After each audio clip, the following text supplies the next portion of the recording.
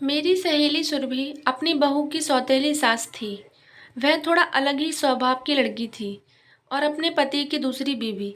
उसका पति सरकारी पुलिस था। उसका नाम विजय सिंह था। विजय सिंह की पहली पत्नी एक हादसे के दौरान इस दुनिया को छोड़कर चली गई।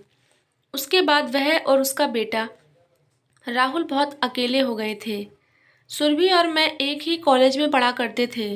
फिर अचानक से ही मेरी दोस्त सुरभि के लिए एक रिश्ता आता है जो एक पुलिस वाले यानी कि विजय सिंह का था। पहले तो घर वालों को बहुत अटपटा लगा कि वह कैसे अपनी बेटी की शादी ऐसे इंसान से कर सकते हैं जिसकी पहले से शादी हो रखी हो। लेकिन मेरी सहेली सुरभि ने विजय सिंह से शादी कर ली। सुरभि और उसके घरवाले पैसों के लालच में आ गए। क्योंकि विजय सिंह पुलिस वाला था, सरकारी नौकरी होने की वजह से उसका खुद का एक बड़ा सा बंगला, गाड़ी, नौकर चाकर सब घर में लगे हुए थे और काफ़ी ज़मीन भी थी। इसी लालच में आकर सुरभि ने विजय सिंह से शादी कर ली। लेकिन शादी होने से पहले विजय सिंह ने एक शर्त रखी थी। शर्त ये थी कि मैं शादी ऐसी लड़की से करूँगा जो मुझसे ये उम्मीद ना करे कि मैं इस दुनिया में अपनी दूसरी औलाद को भी आने दूंगा। इस शर्त को रखकर उसे शादी करनी है। अगर कोई लड़की तैयार है शादी करने को तो उसे कोई आपत्ति नहीं है। उसका घर बार, सारी ज़मीन जायदाद, रुपया पैसा सब उसकी पत्नी और उसके बेटे का होगा। मेरी सहेली सुरभि ने, उसके घर वालों ने हामी भर दी और उन दोनों की शादी हो गई। लेकिन मेरी सहेली सुरभि कहीं ना कहीं अपने पति के पहले बेटे से नाराजगी ही जताया करती थी जब वे उस घर में शादी करके गई। लेकिन सुरभि राहुल के साथ तालमेल नहीं बिठा पा रही थी। सुरभि राहुल को अपने बेटे की तरह प्यार ही नहीं कर पा रही थी क्योंकि वह उसकी खुद की सगी औलाद नहीं थी।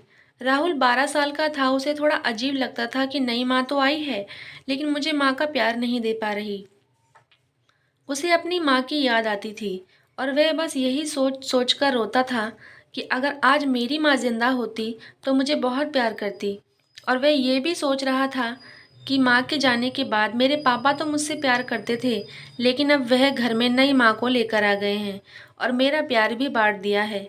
एक पापा थे जिनके सहारे मैं खुश रह सकता था लेकिन अब वह भी नई माँ के साथ खुश रहते हैं। राहुल ने अकेले रहना सीख लिया था। ना तो वह ज़्यादा किसी से बात करता था, ना किसी के साथ ज़्यादा घूमना फिरना, बस पढ़ाई में ही लगा रहता था।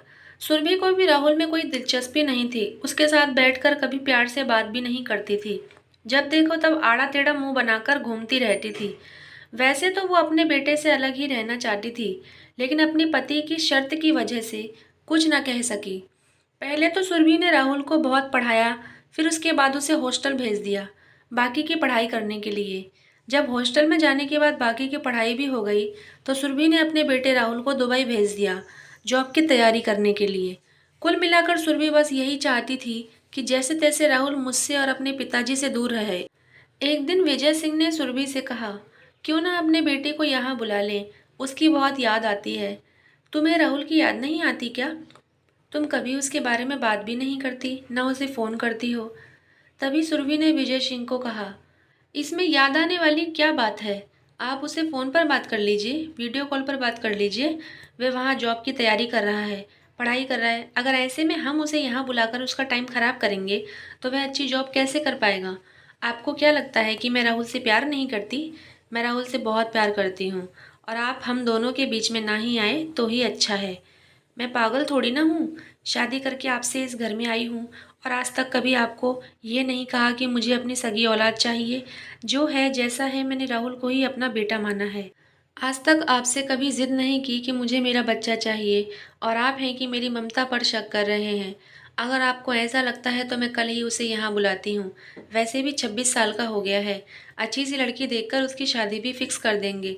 तुरंत ही सुरभि ने राहुल को कॉल किया और आने के लिए कहा। राहुल ने दुबई से फ़्लाइट बुक की और देहरादून आ गया। सब कुछ एक ही हफ्ते में हो गया और सुरभि ने एक सीधी सादी सी लड़की देखकर अपने बेटे की शादी उससे फिक्स कर दी। एक हफ्ते बाद वह मेरे घर आई और मुझसे बोलने लगी, ये मेरे बेटे और बहू की शादी का कार्ड है, शादी में ज़रूर आना। शादी बहुत सिंपल और सादगी से होने वाली है। लड़की बहुत सीधे साधे घराने से है। एक हफ्ते बाद ही राहुल की शादी थी। हम सब तैयार होकर शादी में पहुंचे। सबने खाना पीना किया लेकिन दुल्हन अभी भी शादी में नहीं पहुंची थी, जबकि दुल्हन के आने का समय 8 बजे का था। रात के 10 बज गए लेकिन दुल्हन नहीं आई। हमने आधा घंटा और इंतज़ार किया। जबकि बाकी सारे मेहमान अपना खाना पीना करके दुल्हन की राह तकते तकते वहाँ से चले गए थे। लेकिन मैंने तो ठान ली थी कि बहू को तो देख कर ही जाऊंगी। अचानक से ही फिर पीछे देखा तो 10:30 बजे दुल्हन की एंट्री होने लगी और सुरभि की होने वाली बहू को देखकर तो मेरे होश ही उड़ गए। वह तो बिल्कुल सीधी सादी लड़की थी। उसे एक पुराने ज़माने की साड़ी पहनाई थी, उसके गले में एक सादा सा हार जो देखने में बिल्कुल पुराने ज़माने टाइप का था।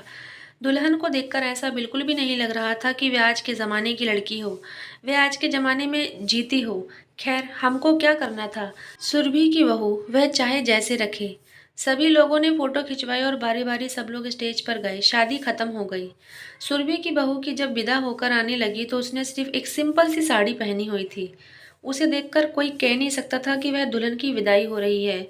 मुझे बहुत अजीब लगा कि सुरभि इतने पैसे वाली है, इतना बड़ा घर है, उसकी इतनी ज़मीन जायदाद है, रुपया पैसा है, फिर भी उसकी बहू इतनी सिंपल सी। ना तो उसके पास अच्छे गहने, ना अच्छे कपड़े। आखिर सुरभि ने अपनी बहू का ये हाल क्यों बना रखा है?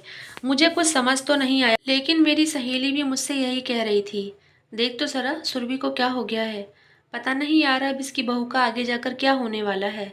शादी वाले दिन ये हाल है सुरभि का, तो पता नहीं आगे जाकर अपनी बहू के साथ क्या ही करेगी। वैसे भी अपने सौतेले बेटे से प्यार तो करती नहीं है, सौतेली बहू को क्या ही प्यार करेगी। खैर, हम कौन है ये सब बोलने वाले। उसकी बहू, उसका बेटा। चलते हैं। आगे की कहानी जानने के लिए पार्ट 2 ज़रूर सुनें।